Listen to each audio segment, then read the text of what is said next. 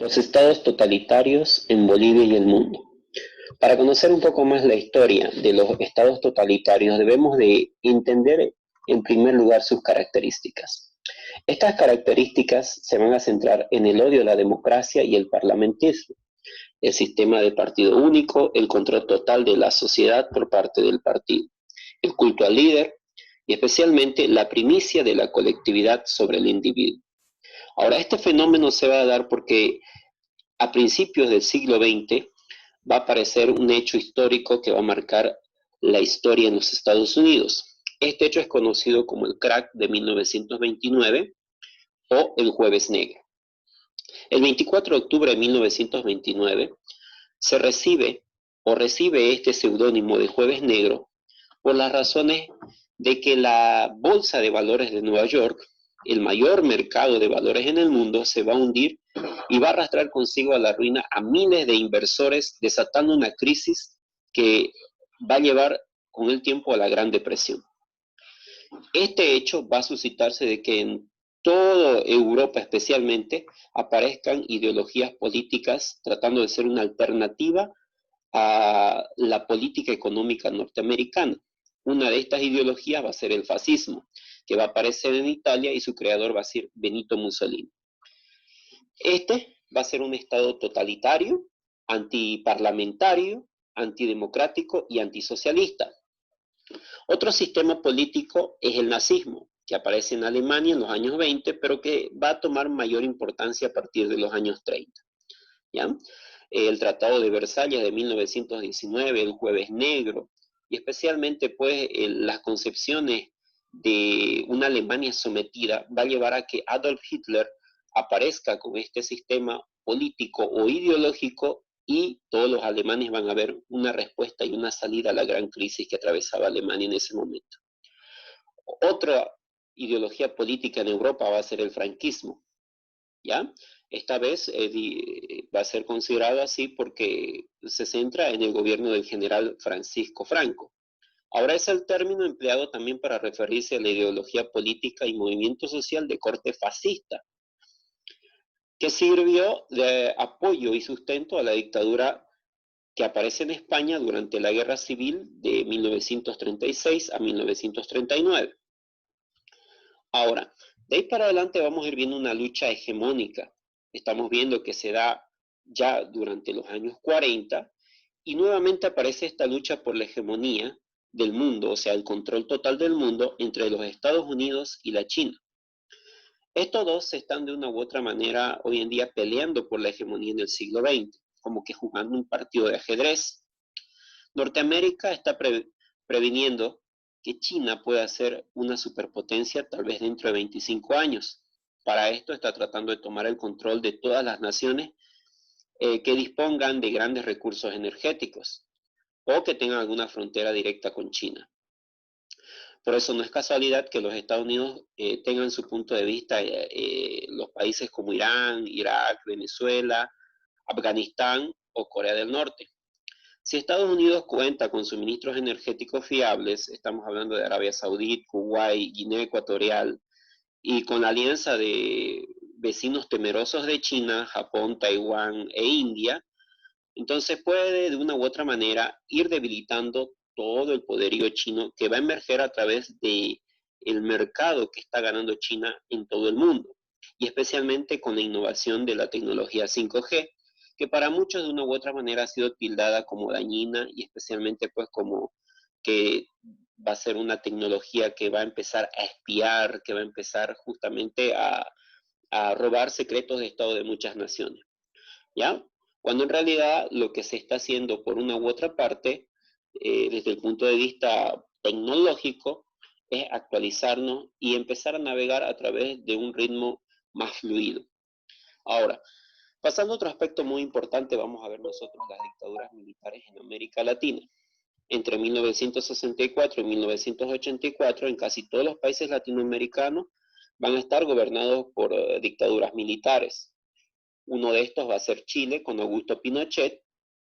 En 1974 va a tomar el control y va a organizar la Dirección de Inteligencia Nacional, ya que se va a encargar de violar sistemáticamente los derechos durante su existencia a través del denominado Plan Cóndor.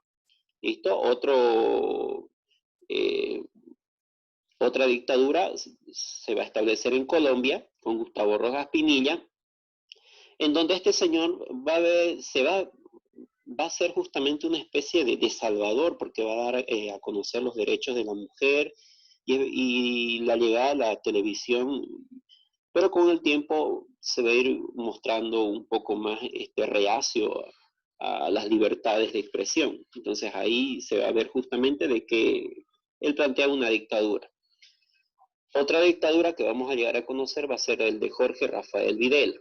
En 1975 hasta 1976 va a empezar una serie de golpes de Estado donde va a derrocar a la presidenta María Estela Martínez de Perón, y algunas de sus acciones dentro de su gobierno va a ser la suspensión de la actividad política, de los derechos de los trabajadores, va a intervenir los sindicatos y va a prohibir toda huelga.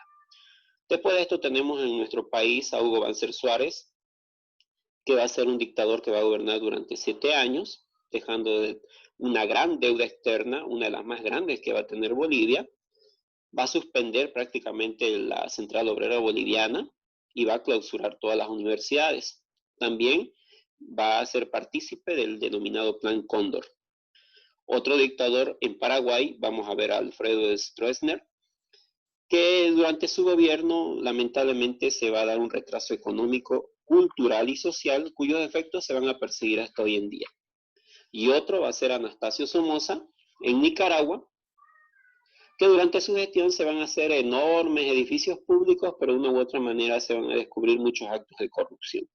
Cabe recalcar que cada una de estas dictaduras estuvieron centradas en evitar que el sistema socialista ingrese a Latinoamérica, bajo el denominado Plan de Seguridad Nacional que dirigía a los Estados Unidos, o sea que va a ser con apoyo norteamericano.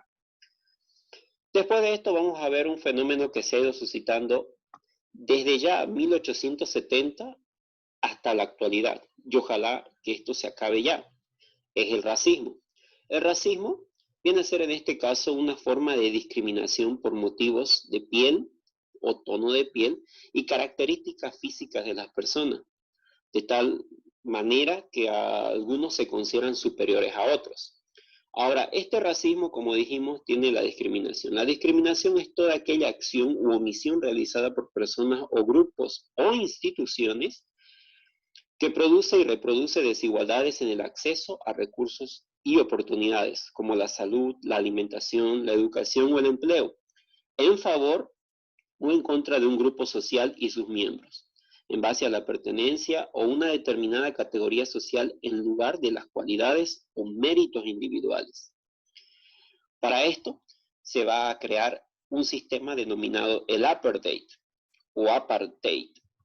Se denomina así al sistema de segregación racial, de opresión y explotación establecido por los blancos. Entonces vamos a ir viendo que después justamente de la abolición de la esclavitud en los Estados Unidos y después de la guerra civil, se trató de dar diferentes leyes que favorezcan a las personas afroamericanas. Pero después en los Estados Unidos, con la llegada del presidente Rutherford Hayes, o Rutherford Hayes, mil disculpas como se pronuncia, ¿ya? La discriminación y el racismo se fue haciendo un poco más habitual en las ciudades, especialmente de Nueva York, Boston, Detroit y Chicago. Un caso dramático que vamos a poder ver nosotros sobre racismo y discriminación va a ser justamente el que sufrió la cantante Bessie Smith, ¿ya? Cuando ella justamente fue víctima de un accidente de tránsito, la ambulancia que la llevaba recorrió todos los hospitales en busca de una transfusión de sangre, y en ninguna de ellas las quisieron atender porque supuestamente estos eran hospitales para blancos. Este hecho y muchos que se dieron hasta actualmente, por ejemplo, la muerte de esta persona recientemente, de George Floyd, van a dar origen al movimiento de igualdad de derechos de parte de diferentes personas, especialmente liderados por el señor Martin Luther King, ¿ya? Y es así que hasta 1954 se promulga la educación como derecho civil esencial en los Estados Unidos. En 1963 se va a dar una marcha muy importante sobre Washington dirigida por Martin Luther King, donde el resultado va a ser la creación de la ley Jim Crow, en donde van a ser abolidas mediante la ley de Civil Right, donde se incluye todos los derechos civiles a las personas afroamericanas y cualquier minoría racial, entre comillas, ¿ya?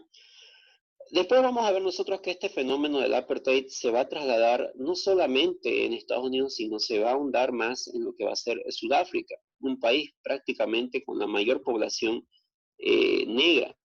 Entre 1948 a 1950 se va a institucionalizar una forma definitiva de apartheid en donde el registro de la población se va a establecer según su clasificación racial. Para esto se van a crear 3 grupos: los blancos, los bantúes o negros y los de color mestizo.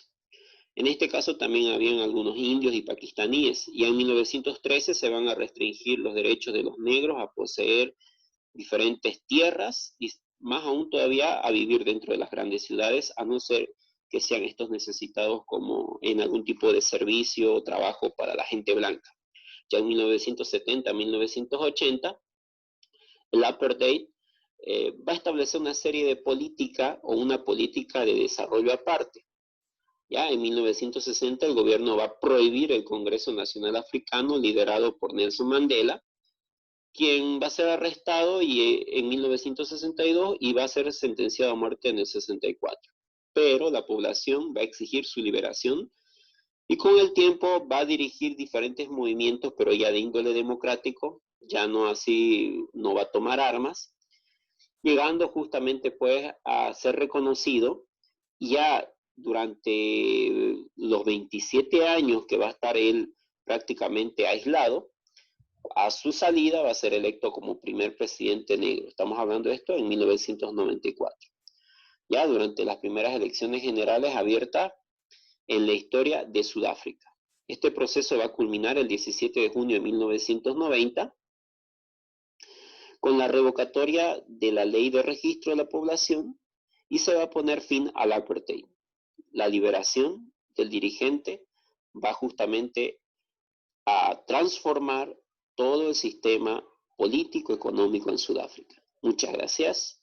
Hasta luego. Soy el profesor Luis Carlos Flores Gutiérrez. Esperemos que hayan logrado atender y especialmente entender algo sobre este tema muy bonito. Gracias.